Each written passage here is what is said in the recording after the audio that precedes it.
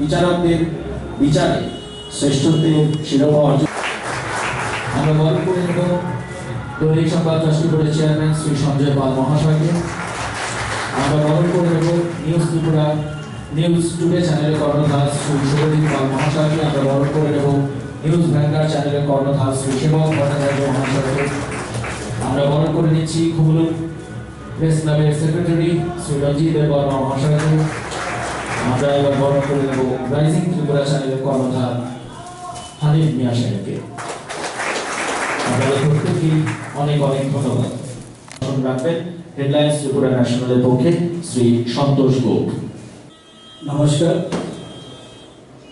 Headlines Tripura national শারদ পুরস্কার পেয়েছেন কর্ণধার সেবক ভট্টাচার্য মহোদয়, উপস্থিত রয়েছেন কুমলুং প্রেস ক্লাবের সম্পাদক রঞ্জিত দেববর্মা মহোদয়, উপস্থিত রয়েছেন রাইজিং ত্রিপুরার শারদ সম্মানে আমরা আয়োজন করেছিলাম 2021 সালকে কেন্দ্র করে।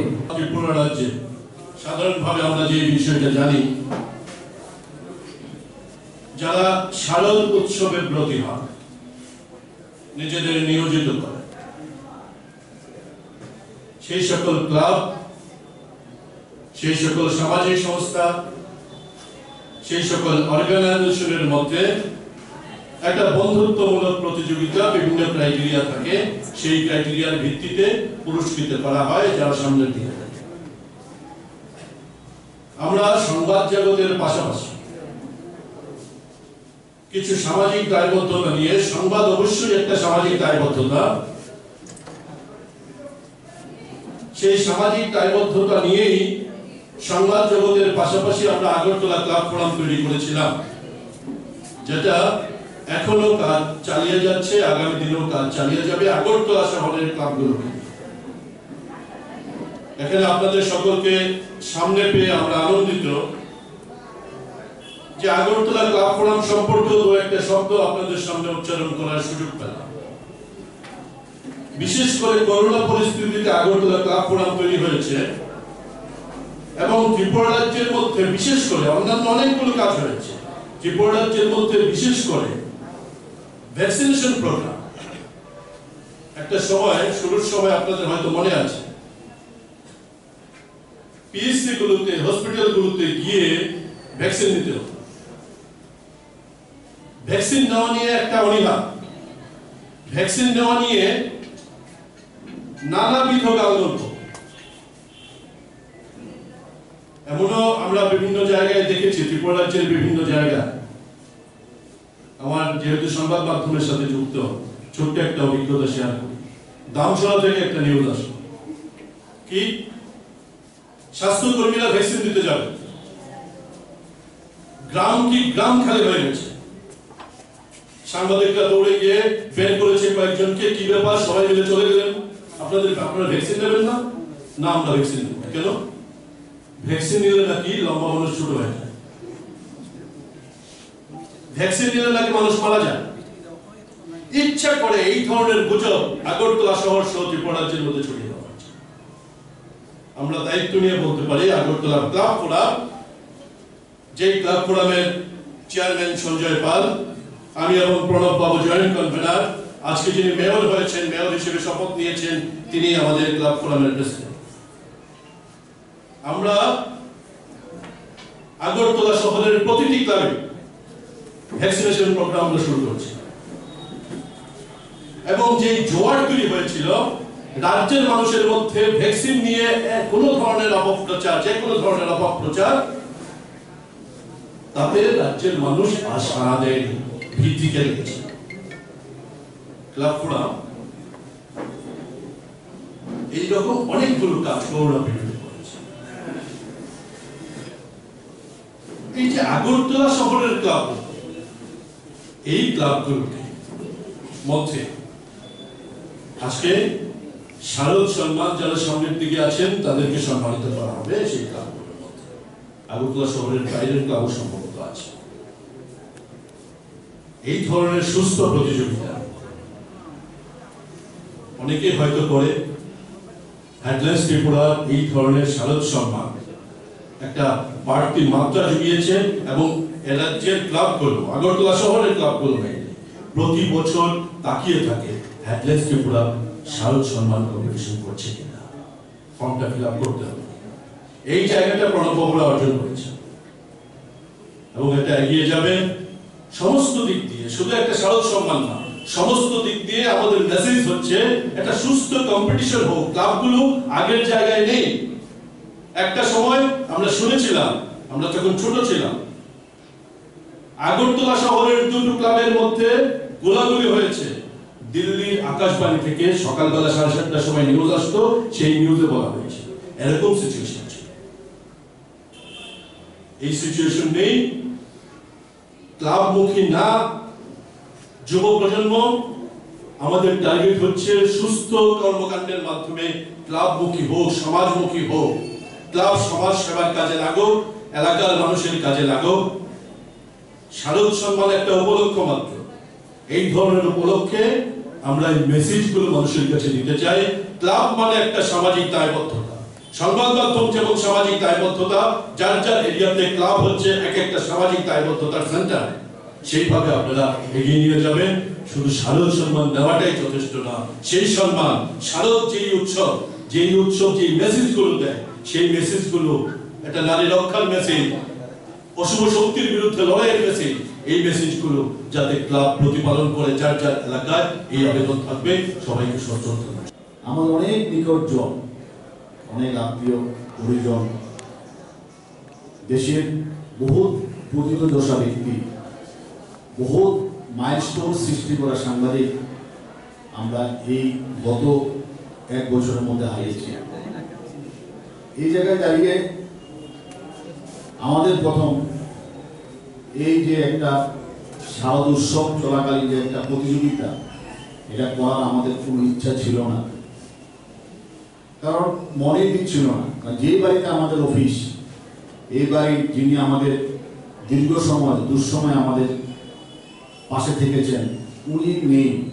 ওই বাড়িতে একটা অফিস আমরা একটা আনন্দ উৎসব করব, সেটা আমরা করতে পারিনি। মানবিকতার দিক দিয়ে, মানবিকতার খাতিরে এটা আমরা করতে পারিনি। কিন্তু সময় তো থেমে থাকে না, কোনো কিছুই থেমে থাকে না। সকাল হয়, রাত হয়, সব অনেকে স্মৃতি হয়ে যায়, অতীত হয়ে যায়। এই জায়গায় দাঁড়িয়ে আমরা ভাবলাম যে একটা টোকেন ভাবে আমরা এবার আয়োজন করেছি। আমরা দেখবেন এখানে আমরা কোনো গানের অনুষ্ঠানও করিনি। অনেক শিল্পী আছে আমাদের বন্ধুবল, ওনারা প্রায় আমাদের বলতেন। এবং এই প্রোগ্রামের জন্য অনুপ জালোটা নিজের ইচ্ছা প্রকাশ করেছিলেন। উনি আজকে দিনও কলকাতায় আছেন। উনি বলছিলেন এসে প্রোগ্রামটা করে দেবেন। আমরা কিন্তু অনেক চিন্তা ভাবনা করে আমরা অফিসে কয়েক দফা মিটিং করেছি, সব স্টাফের সাথে কথা বলেছি।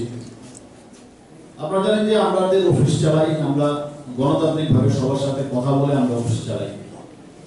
সবাই একই মত দিয়েছে যে এবার দাদা আমরা করবো না, কারণ হয়তো আমরা করতে পারতাম, কিন্তু আমাদের যে বাড়িতে অফিস, যারা প্রত্যেকটা অনুষ্ঠানে আসেন, ওই মালিক আমাদের কি ভাববেন, কি মনোভাব আমাদের প্রতি পোষণ করবেন।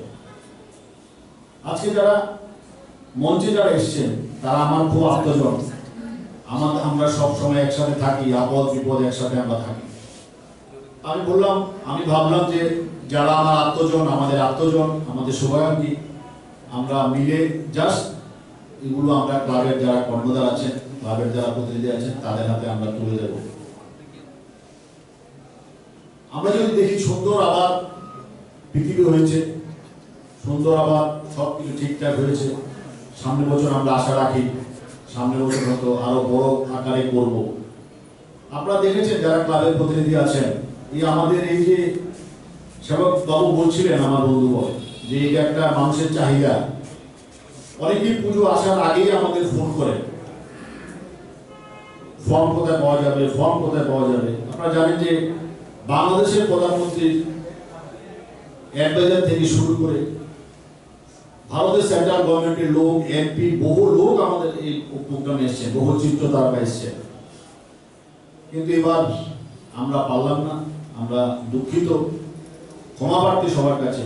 আপনাদের আনন্দ দিতে পারলাম না, একটা অনুষ্ঠান করতে পারলাম না। অনেক সংস্থা হয়তো করছেন, কিন্তু আমার বিবেকের তাড়নায় এটা এবছর আমরা করতে পারলাম না।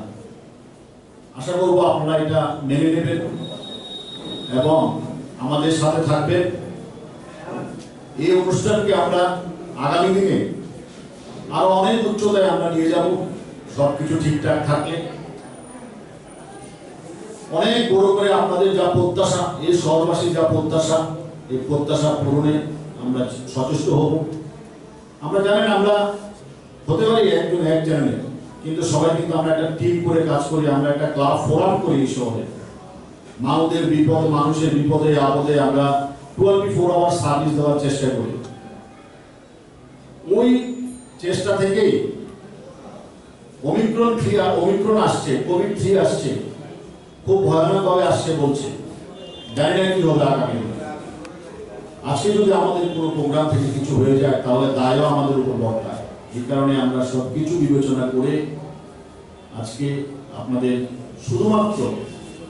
শুধুমাত্র আজকে যারা মঞ্চে আছেন, ওনারা শুধুমাত্র এই সম্মান আপনাদের তুলে দেবেন। কারণ এই ক্লাবগুলো অনেক কাজ করোনাতে করেছে, অনেক মানুষকে ভ্যাকসিনেশন থেকে শুরু করে অনেক মানুষের জীবন আপনারা বাঁচিয়েছেন। পাশাপাশি দুর্গা উৎসবও আপনারা করেছেন সামাজিক নীতি, কোভিড বিধি মেনে। এই কারণেই শুধুমাত্র আপনাদের সম্মান জানানোর জন্য, আপনাদের পাশে থাকার জন্য, আপনারা যেভাবে আমাদের পাশে ছিলেন, এই পুরস্কারটুকু আমরা যারা মঞ্চে আছেন, আমার আত্মজনরা, আমার শুভাকাঙ্ক্ষীরা, তারা শুধু আপনাদের হাতে তুলে দেবে। এই কথা বলে আপনাদের সুস্বাস্থ্য কামনা করে আমি আমার সংক্ষিপ্ত বক্তব্য শেষ করছি। পাশাপাশি আমাদের অফিসের যারা এই আয়োজন করেছেন, সন্তুষ্ট সহ শুরু করে অলোক, সবাই নিজেরা করেছেন, আমিও আসতে পারিনি। আমি ব্যক্তিগতভাবে ওনাদের ধন্যবাদ জানিয়ে আমি আমার বক্তব্য শেষ করছি।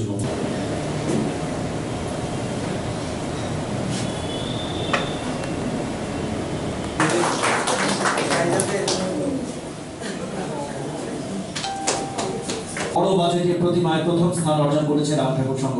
একটু জোরে হাততালি হোক।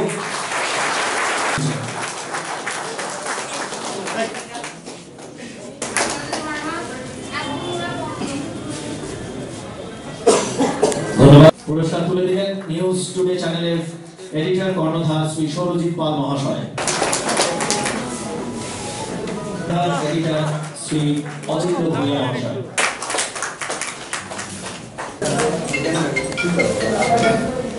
যাচ্ছে মাঝারি বাজেটের পুজোর আয়োজনে শ্রী সেবক ভট্টাচার্য মহাশয়, নিউজ প্রতিনিধির হাতে পুরস্কার তুলে দেওয়া হলো।